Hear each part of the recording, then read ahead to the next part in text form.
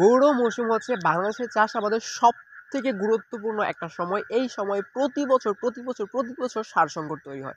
ছোট থেকে দেখে আসতেছি বোরো সময়ে সারের সংকট হয়। ভেবেছিলাম হয়তো একটা ইতিবাচক পরিবর্তনের জন্য আমরা লড়াই করেছি, ইতিবাচক পরিবর্তনটা হবে। এই বছর হয়তো সারের সংকটটা তৈরি হবে না, কিন্তু আফসোস এই বছরেও সারের সংকট। বাজারে সার নেই পর্যাপ্ত পরিমাণে, যার কারণে কৃষককে দাম দিয়ে সার কিনতে হচ্ছে। আপনারা কখনোই সার কোম্পানির মালিকদের সাথে সমঝোতা করে সারের দাম কমাইতে পারেন না, কিন্তু দেখা যায় যখন ভরা মৌসুমে কৃষকের ফসল মাঠে উঠতেছে, তখন মানুষের চাপের কারণে মানুষকে খুশি করতে গিয়ে ভরা মৌসুমে আমদানি করে কৃষকের মেরুদণ্ড ঠিকই ভেঙে দিতে পারেন। এটা আপনাদের বৈশিষ্ট্য। এইটা আমরা দেখে আসতেছি ছোট থেকে। এখন যে ইতিবাচক পরিবর্তনের কথা ভেবেছিলাম সেটাও আমরা পাই নাই।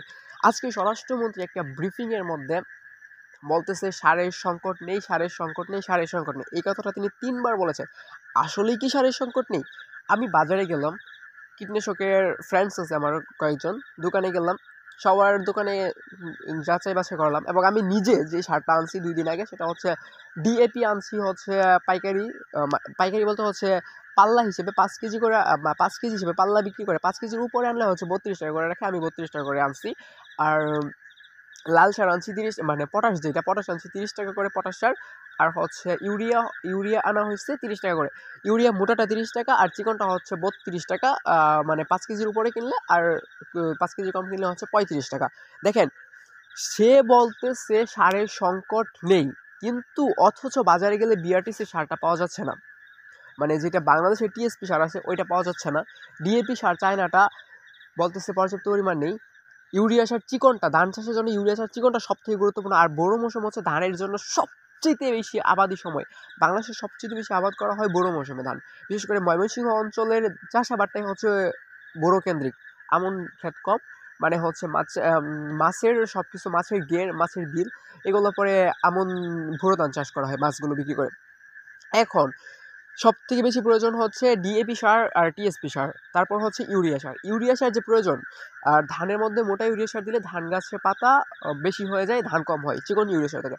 বাজারে চিকন ইউরিয়া সার নাই। চিকন ইউরিয়া সার বিক্রি করতে গেলে ৩৫ টাকা বিক্রি করা লাগে, যার কারণে আম, আহ, এই কীটনাশক দোকানদাররা লাভ কম, তারা এগুলো আনতেছে না, কারণ ৩৫ টাকা দিয়ে নিতে চায় না, ৩২ টাকা করে দেয়, যার কারণে তাদের লাভ হয় কম, তাই তারা এগুলো আনা থেকে বিরত আছে। এখন আপনি যে বললেন সারের সংকট, আরে ভাই, মিথ্যা বলা হচ্ছে একটা আর্ট। স্বরাষ্ট্রমন্ত্রীর কাছে আমি প্রশ্ন রাখতেই পারি, আপনি কি বাজারে খোঁজখবর নিয়েছিলেন যে সার আছে কিনা, কৃষক সার পাইতেছে কিনা? না শুধু শুধু এই সস্তা একটা ব্রিফিং করে ফেললেন? আপনার ব্রিফিং করার আগে উচিত ছিল কীটনাশক দোকানের কাছে, কৃষকের কাছে খোঁজ নেওয়া এবং কীটনাশক দোকানে যাওয়া যে সার কত করে বিক্রি করা হচ্ছে এবং সার কী পরিমাণ আছে, এটা আপনার জানা উচিত ছিল। এখন দেখেন, আমি একটা কথা বলি, বাংলাদেশে সবসময় যেটা হয় সেটা হচ্ছে কৃষকের মেরুদণ্ড ভেঙে দেওয়া হয়। সবাই শিল্প মালিকদের কাছে নতজন, শিল্প মালিকদের কাছে বিক্রি হয়ে আছে বিভিন্নভাবে।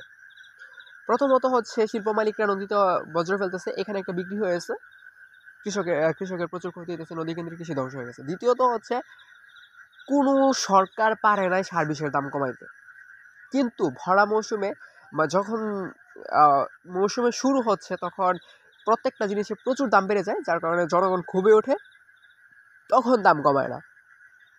তখন প্রচুর দামে কৃষক বীজ ক্রয় করে, সার ক্রয় করে, এগুলো আবাদ করে, পরবর্তীতে কি করে, ভরা মৌসুমে আমদানি করে কৃষকের মেরুদণ্ড ভেঙে দেওয়া হয়। এইবার যদি চাউল আমদানি করে কৃষকের মেরুদণ্ড ভেঙে দেওয়া হয়, তাহলে কৃষক প্রচুর পরিমাণে লস খেয়ে যাবে।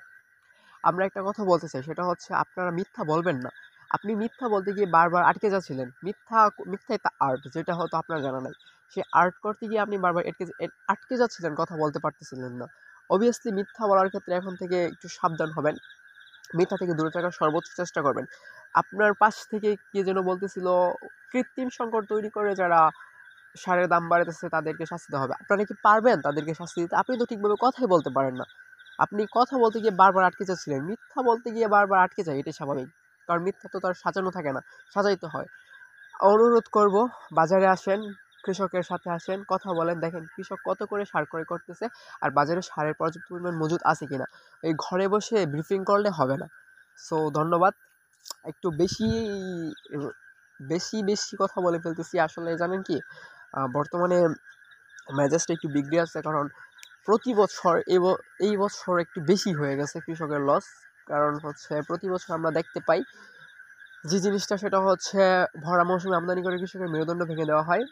এবছর সেটা একটু বেশি পরিমাণেই হয়েছে।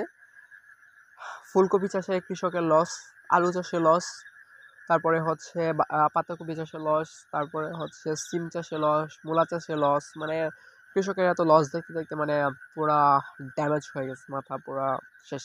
আসেন কৃষি কাজ করি, এই কথাটা আর বলার মতো সাহস নাই, সামর্থ্য নাই। Thanks for watching this video.